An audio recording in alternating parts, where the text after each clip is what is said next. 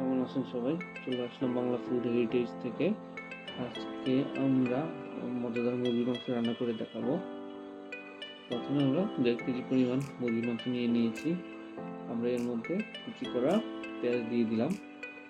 আমরা এর মধ্যে মরিচ বাটা, বেটে রাখা টমেটো, আদা বাটা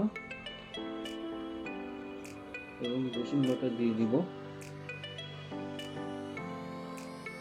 এগুলো পরিমাণ মতো নিয়েছি, আপনারা আপনাদের ইচ্ছা মতো মশলাগুলো কম বা বেশি করে নিতে পারেন। আমরা এর মধ্যে জিরা গুঁড়া নিয়ে দিলাম, আমরা হলুদ গুঁড়া এবং লবণ দিয়ে দিলাম।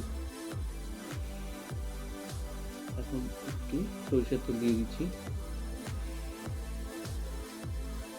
পুরো মিশ্রণটা ভালো মতো নেড়ে চেড়ে নিব।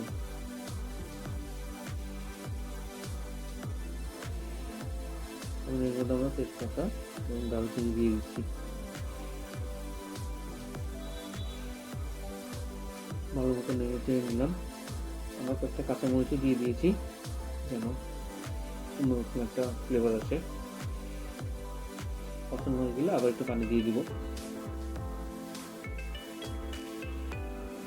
সুন্দর একটা স্মেল আসছে থেকে। আমাদের রান্না প্রায় শেষ হয়ে এসেছে।